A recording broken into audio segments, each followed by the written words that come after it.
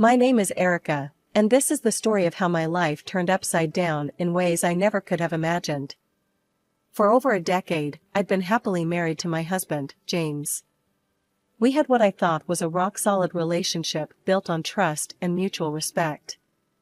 I worked as a remote French tutor, a job I enjoyed despite its modest pay. James came from a well-to-do family, but that never mattered to us. His parents, however, were a different story.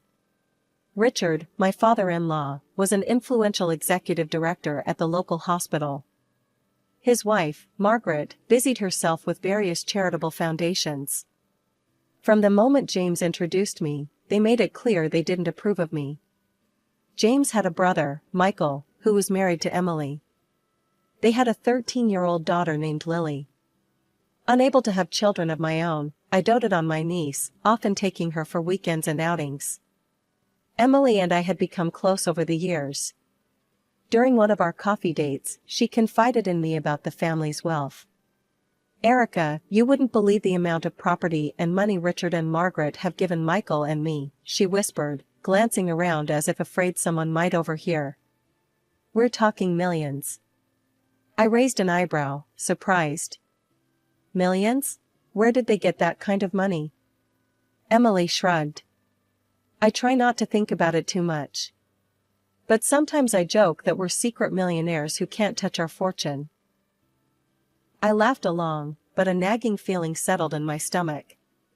Something about the situation felt off, but I pushed the thought aside, focusing instead on my family and my work. Life continued this way for years, a delicate balance of family dynamics and unspoken tensions. Then, tragedy struck. Michael and Emily were killed in a car accident, leaving Lily an orphan. The funeral was a somber affair, but something about Richard and Margaret's behavior struck me as odd. They seemed distracted, almost annoyed by the proceedings, as if they had more pressing matters on their minds than grieving their son. As we stood by the graveside, I overheard Margaret muttering to Richard, "We need to sort out the paperwork as soon as possible.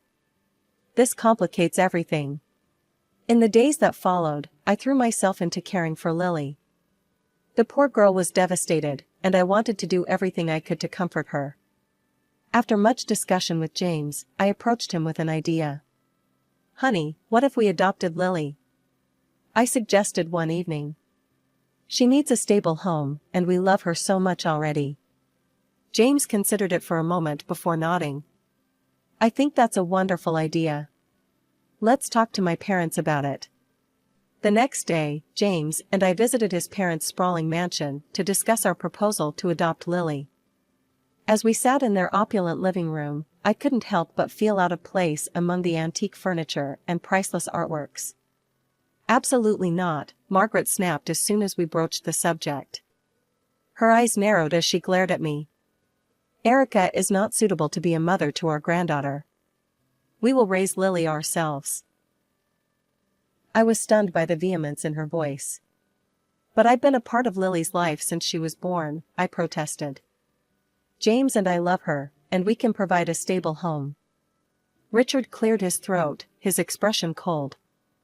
"This isn't up for discussion. Lily stays with us."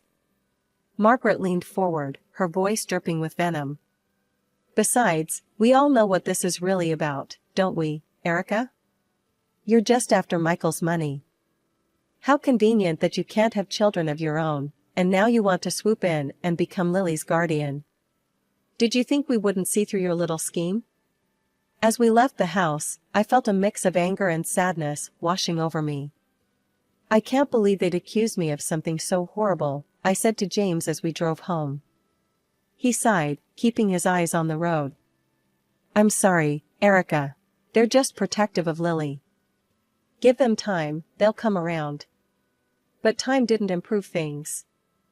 In fact, over the next few weeks, I noticed a change in James.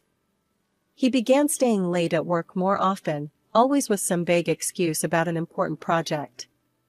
When he was home, he seemed distracted, constantly checking his phone and exchanging messages with someone. One evening, as we sat at the dinner table in silence, I couldn't take it anymore. "James, is everything okay? You've been so distant lately." He looked up from his phone, his expression hard. "It's nothing you need to concern yourself with," he snapped. I recoiled at his harsh tone. This wasn't like him at all. "I'm your wife," I said softly. "If something's bothering you, I want to help." "Just drop it, Erica," he growled, pushing away from the table and storming out of the room. Hurt and confused, I tried to focus on the one bright spot in my life, my relationship with Lily. I visited her at Richard and Margaret's house as often as I could, helping her with her French lessons and providing a sympathetic ear for her grief. One afternoon, as Lily and I sat in the sunroom working on her conjugations, I overheard Richard and Margaret arguing in the next room. Curiosity got the better of me, and I found myself straining to hear their heated exchange. "We need to find a way to invalidate that trust fund," Richard hissed. $10 million, Margaret. 10 million that should be ours, not locked away for that girl. Margaret's voice was equally angry. "Don't you think I know that? I've got the lawyers working on it, but it's not going to be easy. Michael made sure everything was ironclad before he died." I felt my blood run cold. They were talking about Lily's inheritance, the money Michael and Emily had set aside for their daughter's future. And they wanted to take it for themselves. That evening, I rushed home, prepared to tell James everything I'd overheard. But as soon as I walked through the door, I knew something was terribly wrong. James was sitting in the living room, a stack of papers on the coffee table in front of him. "We need to talk, Erica," he said, his voice devoid of emotion. I approached James cautiously, the urgency of what I'd overheard momentarily forgotten. "James, what's going on?" He didn't meet my eyes as he pushed the stack of papers towards me. "I want a divorce, Erica." The words hit me like a physical blow. I stumbled back, gripping the edge of the sofa for support. "What? Why? James, I don't understand." James finally looked up at me, his eyes cold and unfamiliar. "I've met someone else. She's beautiful, intelligent, and from a good family. Everything you're not." Before I could respond, he pulled out his phone and showed me a picture. A stunning brunette smiled back at me, her arm draped possessively over James's shoulder. They looked happy, intimate. "This is Amanda," James said. "We've been seeing each other for a while now. I need you to sign these and leave. Tonight." Tears blurred my vision as I mechanically signed where he indicated. I felt hollow, as if someone had scooped out my insides and left me an empty shell. "What about the house? Our stuff?" I asked, my voice barely above a whisper. James waved dismissively. "We'll sort out the division of property later. I don't have time for that now. Just pack what you need for a few days and leave the rest." I nodded numbly and headed to our bedroom, no, his bedroom now, to pack a bag. As I threw clothes haphazardly into a suitcase, I heard the front door open. "James? Are you home, darling? Did you get rid of her?" It was Margaret's voice, sickly sweet in a way I'd never heard before. "Yes, Mom," James replied. "Erica's packing now. She'll be gone within the hour." Margaret clapped her hands together. "Excellent. You must bring Amanda to dinner tomorrow. Your father and I are dying to meet her properly." I retreated to the bedroom, feeling sick. How could they be so callous? So cruel? I finished packing in a daze, my mind reeling from everything that had happened. When I came downstairs with my suitcase, Margaret was still there. She didn't bother to hide her triumphant smile. "Erica, dear," she said, her voice dripping with false sympathy. "I'm so sorry things didn't work out between you and James. Besides, don't bother coming around to see Lily anymore. It's best if you make a clean break." With those final, cutting words ringing in my ears, I stepped out into the night. The door closed behind me with a finality that seemed to echo the end of my married life. I found myself at a nearby hotel, checking in for the night in a fog of disbelief and pain. As I lay in the impersonal hotel bed, staring at the ceiling, I tried to make sense of how my life had fallen apart so quickly. The next morning, operating on autopilot, I found a small apartment to rent. It was nothing like the home I'd shared with James, but it would do. I threw myself into my work, teaching French lessons online from morning till night, anything to keep my mind occupied. A week after moving into my new apartment, my phone rang. It was Lily. My heart leapt at the sound of her voice. "Aunt Erica," she said hesitantly. "Are you okay? Grandma said you and Uncle James split up." I swallowed hard, trying to keep my voice steady. "I'm okay, sweetheart. These things happen sometimes. How are you doing?" As we chatted, Lily hesitantly told me about James bringing his new girlfriend to dinner. "She's pretty," Lily said. "But she's not as nice as you. I don't like her." I didn't know how to respond to that, so I changed the subject, asking about her school and her friends. But as we talked, I couldn't shake the feeling that something wasn't right. Lily seemed nervous, on edge. Over the next few weeks, I tried to establish a new normal. One evening, as I was grading papers, my phone buzzed with a message from Lily. "Aunt Erica, I'm scared. Can we talk?" Alarmed, I immediately called her back. When she answered, her voice was barely above a whisper. "Aunt Erica, weird things are happening here." "What do you mean, sweetie?" I asked, concern flooding through me. Lily hesitated before continuing. "There are always these strange people coming to the house. They argue with Grandpa and Grandma a lot. They talk about money and something called a trust fund. It sounds like Grandpa and Grandma owe them something." My blood ran cold as I remembered the conversation I'd overheard about Lily's inheritance. I tried to keep my voice calm. "Lily, honey, I want you to be very careful, okay? Don't let anyone know you're telling me this." "I won't," she promised. "I've been recording some of their conversations on my phone. And I kind of got into Grandpa's computer and copied some files." I was shocked by her resourcefulness. "Lily, that's very clever, but also very dangerous. You need to be careful." The next day, I received an email from Lily. It contained audio files, photos, and documents she'd managed to gather. With shaking hands, I began to go through the material. What I discovered left me reeling. The audio recordings captured heated arguments between Richard and various individuals, all demanding repayment of large sums of money. The photos showed clandestine meetings in dimly lit rooms, with Richard handing over envelopes to shady-looking characters. But it was the documents that truly horrified me. Spreadsheets detailing the production and distribution of counterfeit medicines. Falsified lab reports. Forged prescriptions. It was all there in black and white. As I delved deeper into the files, I uncovered the true extent of the operation.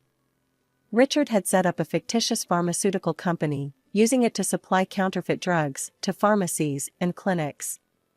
Even worse, he was using these fake medicines in his own hospital, bribing doctors to cover up the deception. My hands shook as I closed my laptop. What should I do with this information? Going to the police seemed like the obvious answer, but I hesitated. What if James was involved? And what about Lily? She was living in that house, surrounded by these dangerous people. As night fell, I made a decision. Despite everything that had happened, I needed to talk to James. He deserved to know what his father was doing. I picked up my phone and dialed his number, my heart pounding. After several rings, he answered. "Erica?" His voice was confused, wary. "Why are you calling?" "James, we need to talk," I said, trying to keep my voice steady. "It's about your father. There's something you need to know." He was silent for a few seconds, and then he asked me to meet. I agreed, and James gave me an address, a small cafe on the outskirts of town. As I drove there, my emotions were in turmoil. The cafe was nearly empty when I arrived. James was sitting in a corner booth, looking haggard and older than I remembered.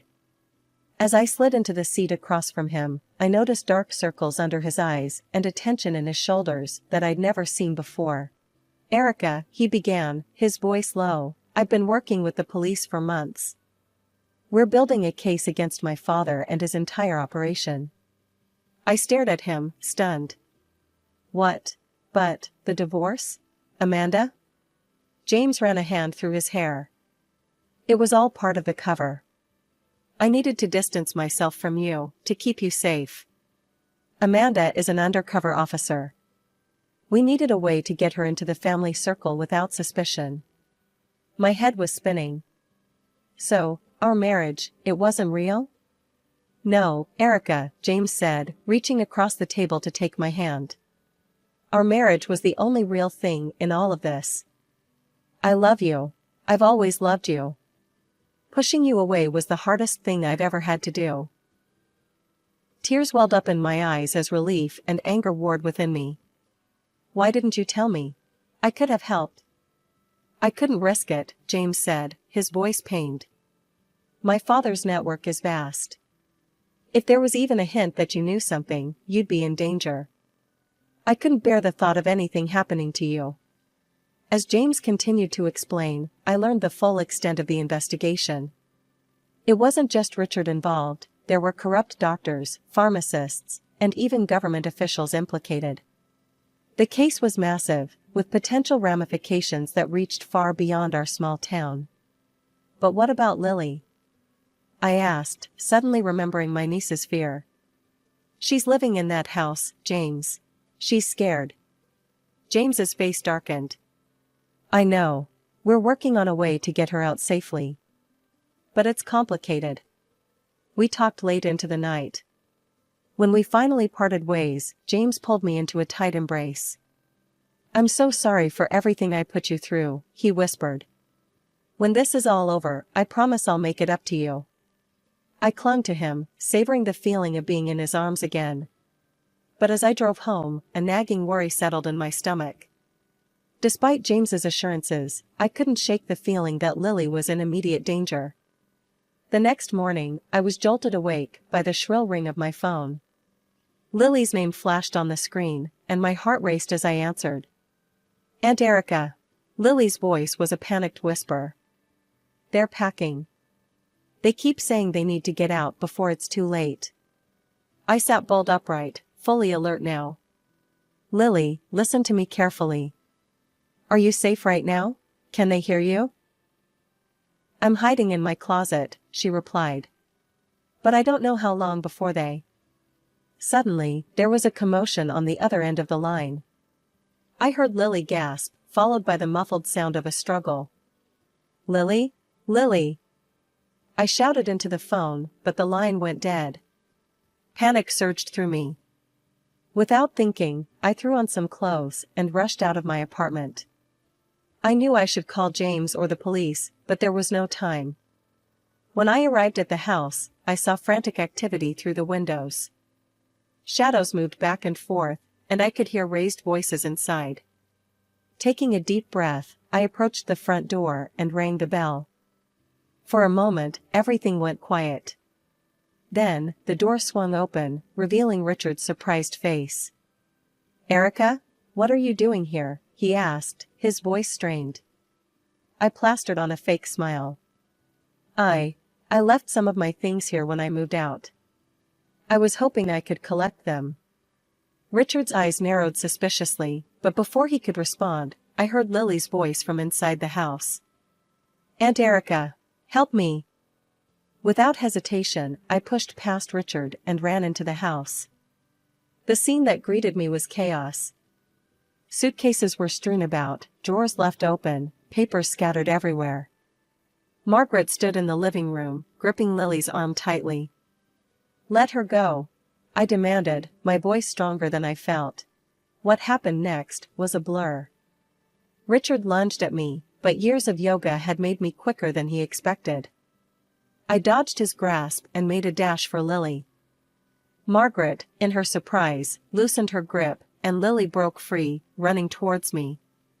We almost made it to the door when I felt a sharp pain in the back of my head. Richard had grabbed a heavy bookend and struck me. I stumbled, my vision blurring, but I managed to push Lily towards the door. "Run, Lily! Get help!" I shouted as I fell to my knees. The last thing I saw was Lily's terrified face as she ran out the door. Then, darkness engulfed me. I don't know how long I was unconscious. When I came to, I found myself bound to a chair in what looked like Richard's study. My head throbbed, and I could feel something warm trickling down my neck, blood. Richard paced the room, running his hands through his hair. "We need to leave now. Before the police arrive." "What about her?" Margaret gestured towards me. Richard's eyes met mine, and I saw a coldness there that chilled me to the bone. "We can't leave any loose ends." Suddenly, we heard the distant wail of police sirens. Richard and Margaret froze, panic etched on their faces. "It's too late," Richard muttered. "We need to run. Now." As they rushed to grab their belongings, I struggled against my bonds. The sirens grew louder, and I heard car doors slamming outside. Richard and Margaret were shouting at each other now, their carefully constructed facade crumbling in the face of imminent arrest. Just as I felt the ropes loosen, the study door burst open. James rushed in, followed by several police officers. "Erica," he cried, running to my side and quickly untying me. As the police handcuffed Richard and Margaret, reading them their rights, James pulled me into a tight embrace. "I'm so sorry," he whispered. "When Lily called me, I came as fast as I could." I sagged against him, relief washing over me. "Lily? Is she safe?" James nodded. "She's outside with a social worker. She's shaken up, but she's okay." The next few days passed in a blur of police statements, medical examinations, and sleepless nights. I was diagnosed with a mild concussion from Richard's attack, but the doctors assured me I would recover fully. As I sat in the hospital bed, James by my side, we watched the news unfold on the small television in the corner of the room. The arrest of Richard, a prominent figure in our community, had sparked a media frenzy. Headlines screamed about the counterfeit drug king and the hospital of horrors. "The scale of this operation is unprecedented," a grim-faced police chief announced at a press conference. "We're looking at hundreds of millions of dollars in damages, and countless lives put at risk." As we were listening to the news, reliving the traumatic events, a knock at the door interrupted us. A tall, serious-looking woman in a suit entered the room. "Mr. and Mrs. Harrison," she said, her voice crisp and professional. "I'm Detective Laura Chen. I'm leading the investigation into your father's operation. I was hoping I could ask you both a few questions." Over the next hour, we recounted everything we knew. James explained his involvement with the police investigation, while I shared the information Lily had gathered and the events leading up to my confrontation with Richard and Margaret. Detective Chen listened intently, taking notes. When we finished, she looked at us with a mix of admiration and concern. "You've both been through a lot," she said. "And I'm afraid it's not over yet. The trial is going to be long and difficult. Are you prepared for that?" James and I exchanged a look. "We'll do whatever it takes to see justice done," I said firmly. As Detective Chen left, promising to keep us updated on the case, another visitor arrived, Lily, accompanied by her social worker. "Aunt Erica," she cried, rushing to my bedside and throwing her arms around me. I was so scared. "I thought they were going to hurt you." I held her tight, feeling her small body shake with sobs. "It's okay, sweetheart. You were so brave. You saved us all. But we have another long battle ahead of us." And long it was. The case dragged on for over 2 years, making headlines across the country. As I recovered and we tried to rebuild our lives, the trial loomed over everything. Finally, after months of testimony and mountains of evidence, the verdict came in. Richard and Margaret were sentenced to lengthy prison terms. All their assets, including the trust fund they had set up for Lily, were confiscated as proceeds of crime. As we left the courthouse after the sentencing, I felt a strange mix of relief and sadness. Justice had been served, but at what cost?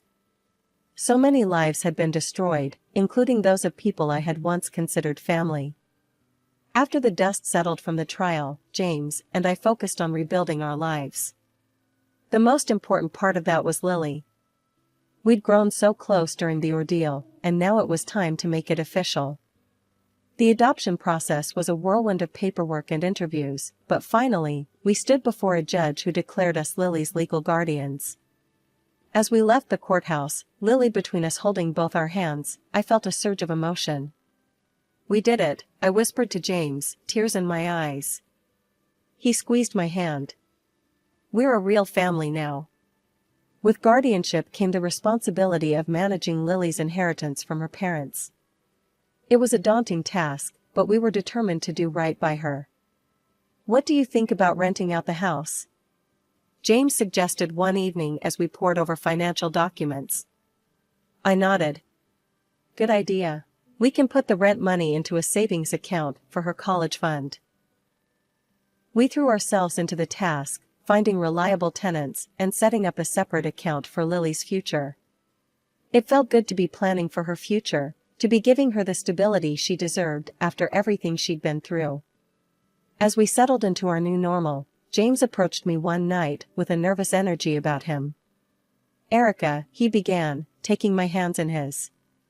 "These past few years, they've been hell. But they've also shown me how strong we are together. I was wondering, would you marry me again?" I laughed, tears springing to my eyes. "Are you kidding? Of course I will." We decided on a small ceremony, just close friends and family. The day arrived, bright and clear.